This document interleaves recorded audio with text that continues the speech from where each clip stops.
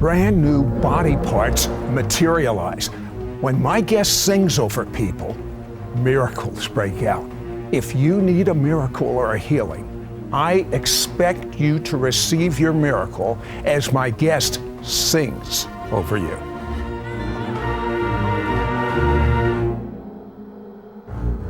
Can ancient secrets of the supernatural be rediscovered? Do angels exist? Is there life after death? Are healing miracles real? Can you get supernatural help from another dimension? Has the future been written in advance? Sid Roth has spent 30 years researching the strange world of the supernatural. Join Sid on this edition of It's Supernatural. Hello, Sid Roth here. Welcome to my world where it's naturally supernatural. My guest, Kevin Dedmon, has such a gift. In fact, I was recently in Sedona, Arizona, speaking, and there was a man that moves in tremendous miracles by the name of Bill Johnson. And I saw so many, I've never seen so many healings at one time. It was like poof, and just miracles broke out all over the place. And when I heard what he had to say about my guest, Kevin Dedmon, he said that Kevin moves in one of the greatest miracle anointings he has ever witnessed. I had to have him as a guest. Kevin has prayed for people without a jawbone, and they've gotten jawbones. He's prayed for people without a thumb where it was amputated and watched the thumb grow out, including the nail. I mean, Kevin, these are outrageous miracles. And the amazing thing is, you were almost tricked out of this. At a young age, you became a believer in the Messiah, but you immediately moved in praying for people to be healed. Why? Well, I started reading the Bible for the first time, and I started reading about what Jesus did, and I just assumed that that was what you were supposed to do as a Christian. So I used to go around hitchhiking and picking up hitchhikers, and then I would minister to them and pray for them for healing and see them healed, and I thought everybody should do that. Tell me one that comes to mind, one of the first ones. Well, I was witnessing at a park, and I came across some young men about my same age, and I walked up to this group of guys, and one of the guys had a broken arm, and he had a cast on, and it was a soft cast. And I said, okay, well, either if God heals your arm, you have to believe in Jesus. If he doesn't heal your arm, you can all beat me up. We have a word for that called chutzpah. That means nerve. That is chutzpah. Well, God healed his arm, and about 4 of them gave their lives to Jesus right there on the spot. And I just thought that was normal.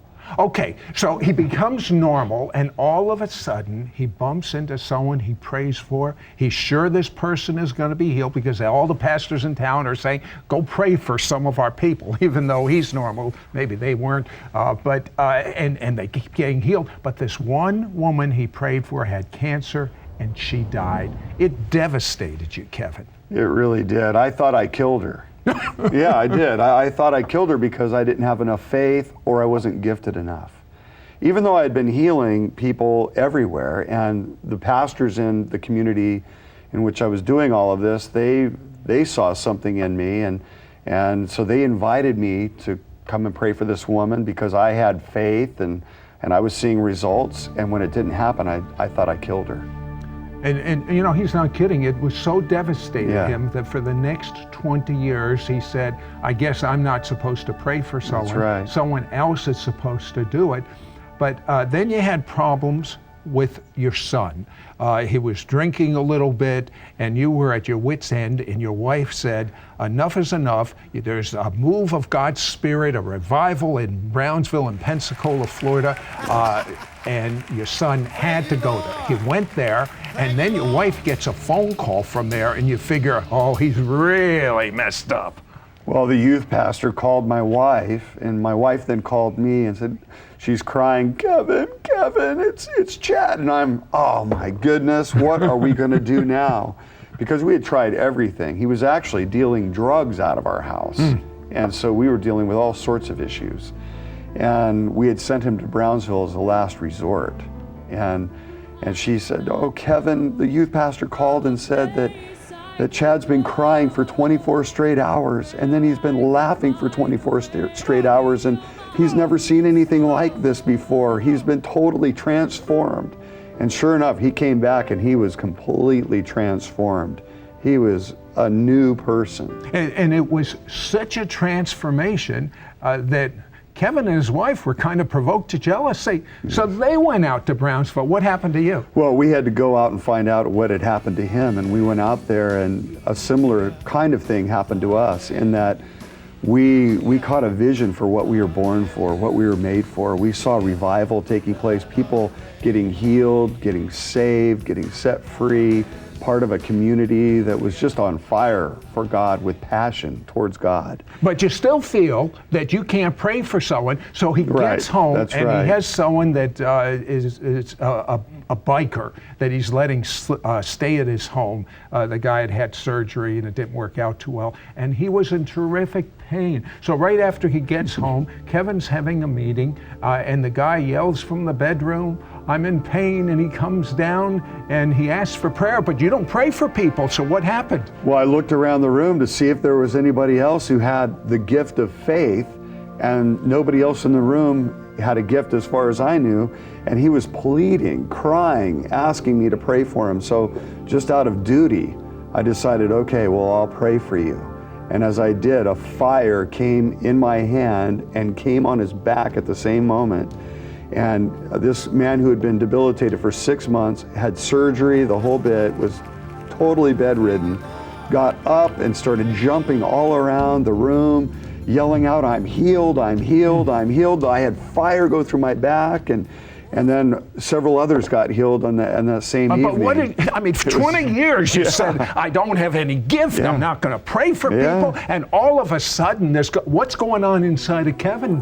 I'm like, oh my gosh, what is going on here? And my hand is still on fire, and so I'm putting it on other people, and I'm thinking, this is amazing. Well, let me tell you something that's even more amazing than that. Kevin has a passion for you to be able to do this. Oh, yes. And there is such a presence of the Spirit of God on his new book, Unlocking Heaven. And he says it's not just for special people. That's right. It's for people who understand a special God. Don't go away, we'll be right back.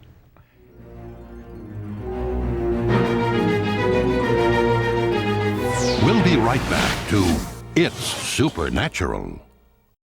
We now return to It's Supernatural. Hello, Sid Roth here with Kevin Dedmon. And laughing. We're told, actually scientists have found that when people have deadly diseases like cancer and they start laughing, they get healed. There is, well, I'm reminded of the scripture that says a merry heart is good medicine. My guest Kevin laughs over people and people get new body parts. Tell me about the person that got the new kidney. Well, I was in Miami, Florida, doing a healing conference, and the first night, the ushers brought up a woman and asked, well, can you pray for her for healing? So I just asked her what she wanted, and she said, well, I really want to be healed, but I don't think I can be. And I asked why not, and she said, well, I have been suffering from kidney failure for the last 2 years, and I've been bedridden for the last 3 months, and it's gotten so bad that I finally succumbed, and I went down to the kidney transplant center and put my name on the list for a new kidney, and now my relatives who are elders at another church, they've told me that I've lost all hope for healing now because I put my name on the list, which was a demonstration of my lack of faith. Yeah. To which I responded and said, no way! Your faith is standing right here, right now. And then I said, oh, more than that, I see God smiling over you right now. And then I saw an added picture, and I said, I see him dancing around you. And even more than that, he's smiling over you and he's dancing around you and he's laughing over you. And I put my hand on her head, and she was an African-American woman about 5'6", and she looked about 65. I found out later she was 38 years old. Put my hand on her head and I just started laughing, and she started laughing. We're laughing, this gut-wrenching laughter over about 3 or 4 minutes. And finally she says, I'm on fire, fan me off. So her husband's behind her, fanning her off. And then we go back to laughing, and then she's yelling out, fan me off, I'm on fire. And finally she says, it's in my feet, fan me off. And her husband's on the floor fanning off her feet, and we're going back and forth laughing. And now this woman couldn't sit in a chair on her own, let alone get up out of a chair on her own. She could barely walk. She had to be helped up to the front. And all of a sudden she does something like Michael Jordan meets Bruce Lee and does this flying kick just at the front of the church, and she lands and says, I'm healed, and she's running around me yelling, I'm healed, jumps into the front row seats, jumps out. Now all of a sudden she looks like she's 38 years old again. She goes back to the hospital, to the transplant center the next Monday, and they can't figure out why she's already received a brand new kidney. She got a kidney transplant as we just laughed. I never even got to pray for her. All we did was laugh. Now, was this something unique, or does this happen often? Oh, this happens everywhere I go. I just start laughing over people. They start laughing. And, you know, in his presence is fullness of joy, and it's his presence that heals people. So as we just enjoy his presence, as the oil of gladness Now, do you have to comes. be told to laugh? Do you have to feel like laughing, or can you do it as an act of faith? Well, you know, everything we do in the kingdom is a matter of choice that we do by faith. Forgiveness. Who feels like forgiving when you're offended? You know, it's like, I don't want to forgive you. I want God's wrath to come upon you. Well, no, you need to forgive because it's right. But I don't feel like forgiving. Okay, well, I'm going to make a choice by faith because it's right in the kingdom to forgive. I forgive you. Oh, the heavens just opened up again. Giving, serving, laughing, tithing, all of these things we do by faith as a result of the choices that we make. So it's something that's cultivated. If the thing about the kidney surprised you, what about the person with lupus? Well, that was something that I called out as a word of knowledge originally in a meeting that I was in, and it took 5 times before somebody actually responded. And it turned out that it was a woman that wasn't even in the meeting. The head elder at this church, his wife had just been diagnosed with lupus that week. She was so depressed over it and hopeless because of the diagnosis and the prognosis that she couldn't even come to the meetings. So we got her on the cell phone, and I called her at home, and I just began to release the presence of God over the phone, and we started laughing. Both of us started laughing over the phone. I put it on speakerphone. The whole church erupted in laughter. Laughter is contagious. It is. It really is. In fact, you know, we're told, sociologists tells us that if we laugh in public, it'll change the environment. And I think that's how we can actually bring God's presence into an atmosphere, is through the joy of the Lord. And so we all started laughing, and she began to feel heat going through her whole body, and all of the pain left until she was completely healed. Her husband, when he got home, saw such a change in his wife. They ended up laughing for 2 solid hours till about 1 in the morning. This is on a Saturday night. She comes back Sunday morning. Both services, she gets up and shares the testimony, how she is now completely healed. And I was just back in the church just recently, and she sends me little gifts all the time, her and her husband, and she was just so thankful. It's been about 2.5 years since she's been healed now. And then I shared the testimony in the next church that I went to, and it turned out that a woman came up holding a cell phone saying, my daughter is on the phone, and she has the same name and she has the same disease. Can you heal her? She's in Mississippi. So right there over the cell phone, because of the testimony, this woman gets healed over the cell phone as we laugh over her, and then 3 other people on cell phones that night get healed of lupus. Kevin, I have to ask you, you walk in an astounding gift of miracles, but What about me? What about you? Can everyone walk in miracles, in your opinion? Well, listen, if I can do this stuff, anyone can do this stuff. And that's what I've learned. In fact, being at Bethel Church and under Bill Johnson and Chris Valentin, we've learned that any one of us can walk in the kingdom reality. But you have such keys. There's such a presence of God in this book that I have to believe anyone that reads this book and does what Kevin tells you to do can not only get healed themselves. Kevin, there's a phrase, so I don't have time to go into it. We'll pick up this funny story about how you reached over in your sleep and touched your wife, and she gets healed. That's right. I mean, don't go away. We'll be right back. And also, how about the power of singing? We're going to reveal that to you. We'll be right back. We'll be right back to It's Supernatural. We now return to It's Supernatural.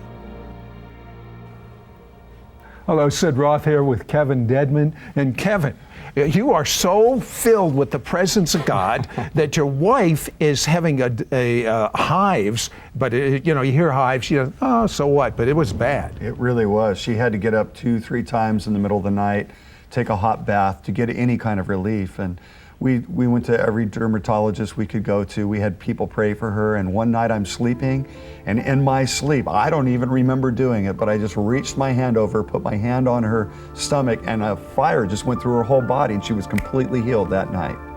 So the secret is, whether you know you're doing it or not, just touching someone and leaking the presence of God is going to do it. And that, I love that you teach that in your book about leaking, but you can't leak unless you're filled and saturated. Tell me about the thumb that grew back. Well, I was in a meeting, and a guy came up to me after the meeting, and he asked if I could go after creative miracles. And I said, well, sure I can. I'll go after anything. And so he holds up his left hand, and he's missing his thumb. He had cut it off with a skill saw.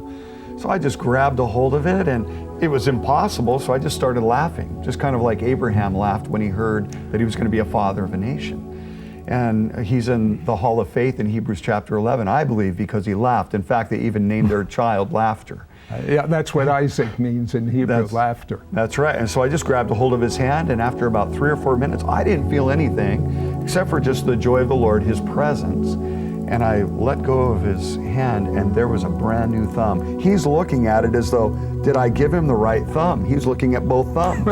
And he finally just starts jumping all over the place. I've got a new thumb. And then I had a few of our team members come over and give him a new thumbnail. He didn't have a thumbnail. What do you mean gave him a new thumb? Well, they just laughed over his now newly formed thumb, and they laughed, and he got the white part of the thumbnail, and now it's completely grown out. But you know what I love? I mean, he talks about things I've never seen before. How about singing? Tell me about someone that was healed when you sang over them. Well, it was crazy. I was praying over a woman who had been pretty debilitated. She couldn't walk more than 10 feet at a time, and she had been debilitated for about 5 years through a surgery procedure that had been botched a little bit. And so I had this song that came into my mind. It's a secular song that you'd hear on a radio station playing secular music. And I knew I couldn't sing this song over her. It's the end of your world as you know it. So I just changed the lyrics in my mind because I really felt like the Holy Spirit gave me that song as a prophetic strategy of what God wanted to do to heal this woman. So I changed the lyrics and I sang it over her, and then I had her sing it over herself, and she was completely healed. That's interesting. Not only did you sing it over her, but he asked her to sing it over herself.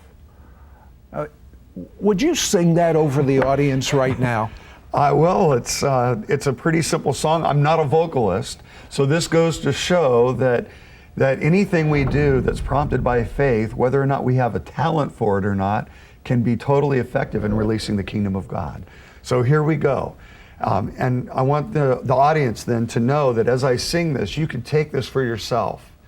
So here we go. It's the end of your pain as you know it. It's the end of your pain as you know it. It's the end of your pain as you know it, and you feel fine. And now sing it over yourself. It's the end of my pain as I know it. It's the end of my pain as I know it. It's the end of my pain as I know it, and I feel fine. You know, And it's just like the laughter. Yeah. It's just like the Yes. singing. It releases the healing presence of God. It does. As soon as this woman sang this song over herself, she was immediately healed. She went home. Her family loaded up in the minivan and followed her as she ran a complete mile at 11 o'clock at night. And how long has she not been able to? 5 years she wasn't able to do that. 5 years. She wasn't able to walk more than 10 feet in 5 years at a time. And you're saying to me that you are not special. No, I'm not. In fact, I released this in a church that I was at, and a woman who had been to a dentist lost her nerves on her cheekbone and in her chin, and the doctor told her that she would probably never get the feeling back. This had been a week. She sang the song over herself, got the feeling back. The next week, her brother was in a car accident and was in a coma in another state. She flew to the hospital. Her family was in the room. She thought, oh, I'm going to sing this song over my brother who was in a coma. She sings the song, it's the end of your pain as you know it, you feel fine. As soon as she finished the last note, he came out of the coma and he was totally healed and left the hospital. Anyone can do this. I would be remiss, though, if you didn't agree in faith for people to be so filled with the yes. Spirit and the glory of God that when they sing, when they laugh, it will Yes. release that glory. Pray for them right now. Well, I release confidence that you already have all you need, and God has given you everything in His presence to release His kingdom on yourself and other people around you. I want to encourage you, it's not about a formula, it's about a relationship. It's about encountering His presence. It's about encountering His goodness. So I release the goodness of God over you, His good mood, the laughter of heaven. He who is enthroned in the heavens laughs.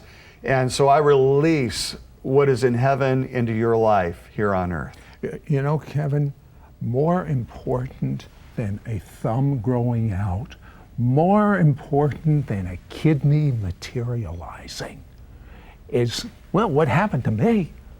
I was at a point as a Jewish man that I would have either been dead in a mental institution or committed suicide if the presence of God had not come into my room and revealed Jesus as Messiah. Yes. But not everyone has this type of an experience. It's a decision, and that's the good news. It would be bad news if it just happened to me or to Kevin, but it's good news because anyone that makes a decision to get rid of the junk of their life, I mean, you've tried the junk, now try God. You get rid of the junk in your life. You believe that the blood of the Messiah washes away every bad thing, every rotten thing you've ever done.